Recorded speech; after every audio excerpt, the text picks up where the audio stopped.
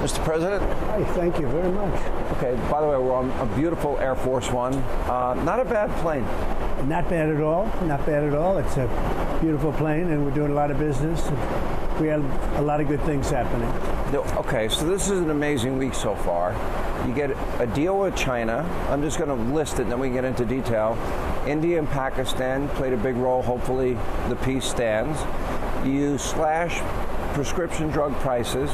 Most favored nation, the American people will get first dibs in terms of prices. The last American hostage has been released.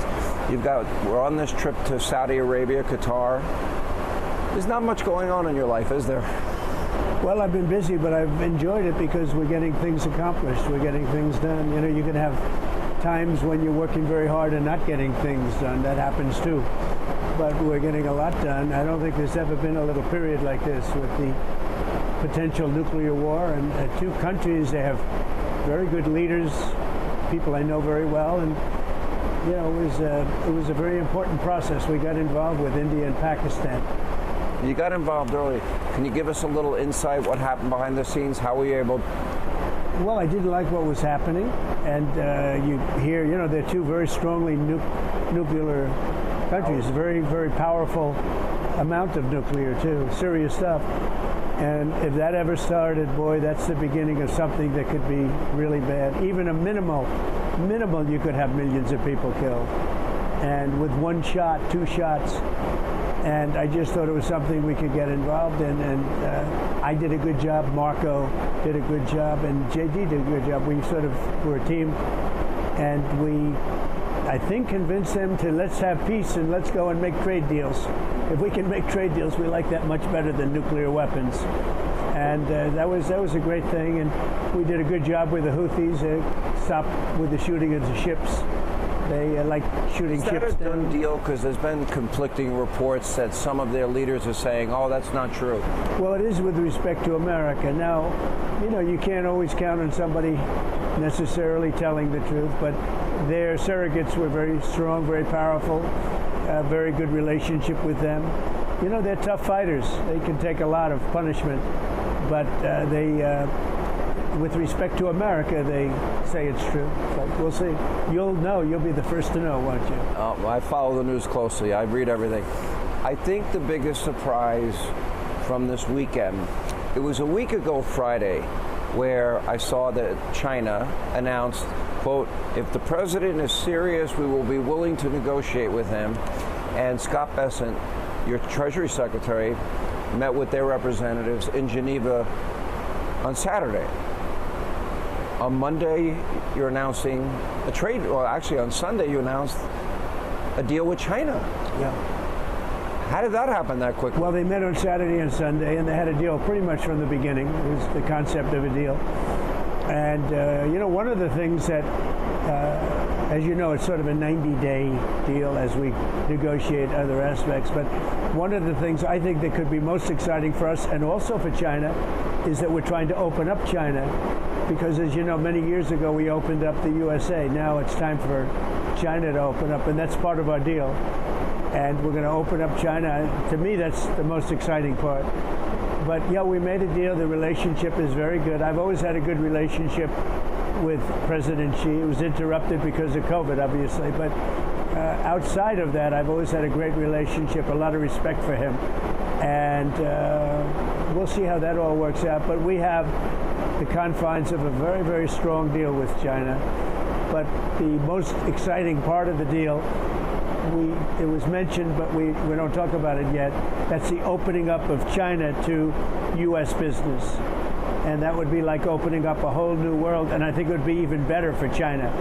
So I think we'll be able to make that deal, I hope. At any point, do you foresee yourself dealing directly with President Xi on the final details of this deal? Yeah, I could see that. I mean, I'm not sure that it'll be necessary, but that happened with the UK. We were close to a deal, but we needed 1 point or 2 points on pork and ethanol, okay, two very different subjects. And I called up the Prime Minister, who's an excellent man, Keir, excellent man, and within about 3 minutes it was over. We made the deal. It was a good deal for everybody. And we have a lot of deals now. We have a lot of trade deals that I'd say virtually everybody wants to make a deal. When I first saw you, and thank you for letting us cover this, report on this from Air Force One. When I first saw you, I think you were excited about the China deal, but prescription drugs, which has been very, very painful for a lot of Americans. 80% of medications are created in America, and then we end up paying more for those medications. Foreign countries do not pay as much as we do. You said that is over. Can you explain why this is such a big deal? Well, for many years we were taken advantage of by other countries and the drug companies, but I blame the other countries in a way more, the European Union, etc. They were very nasty and very tough to the drug companies, and they would give them a very low price for drug costs in the European nations. And when that price was given, that was it. They wouldn't negotiate. They said, let America pay for the difference.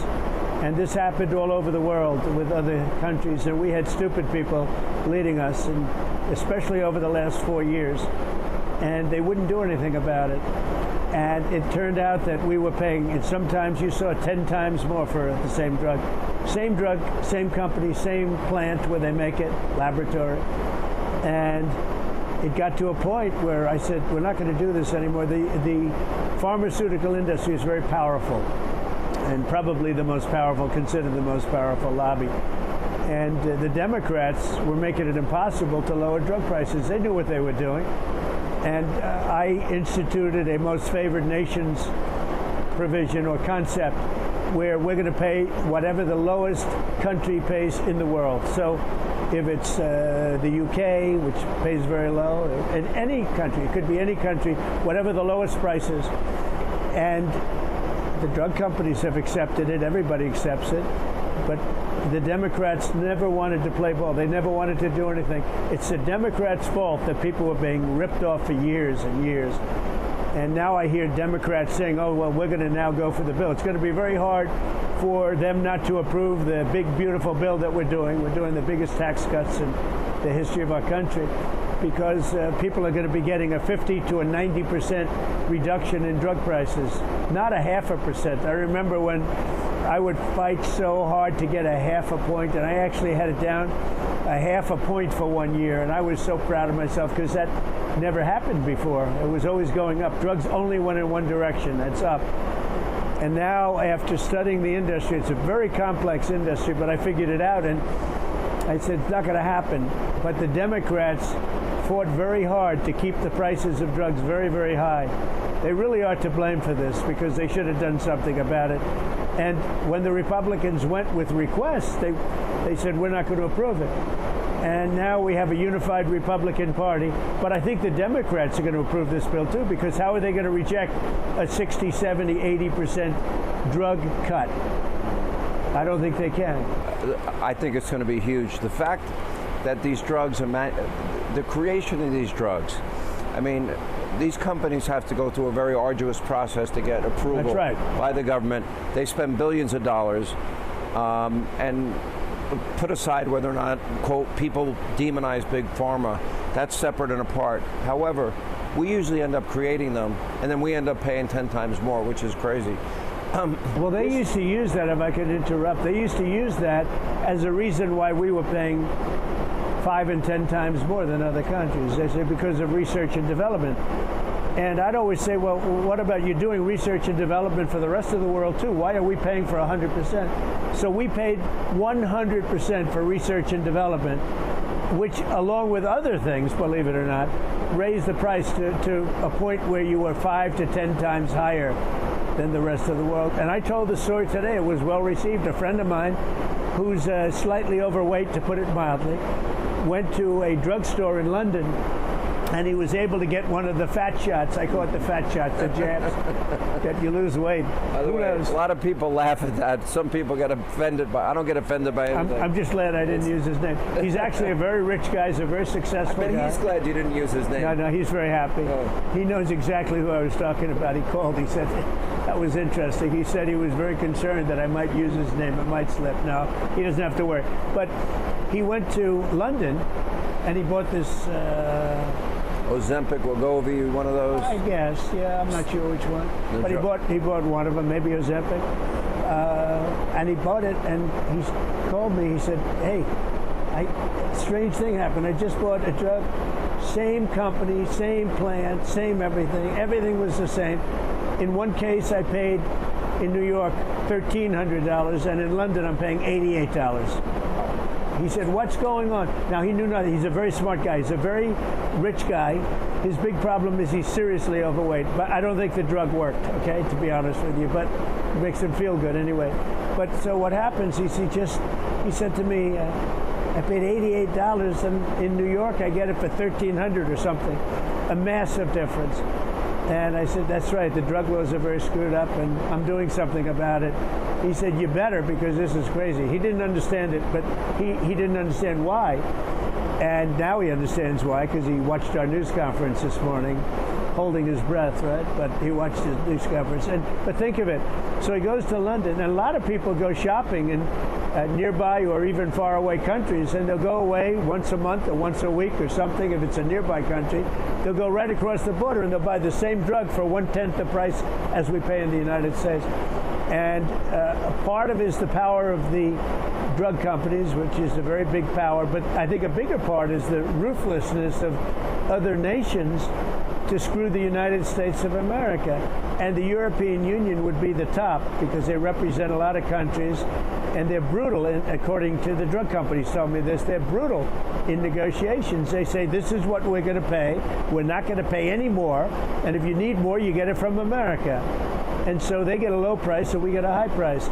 And I ended it. And this has been going on for many years, but nobody realized that you could do. I think I figured out the system. Very complex chain of events take place, and I ended it. And I have to say, the drug companies were great. They were great. They said, look, it's time. They actually looked, they said, it's time. Hey, Sean Hannity here. Hey, click here to subscribe to Fox News YouTube page and catch our hottest interviews and most compelling analysis. You will not get it anywhere else.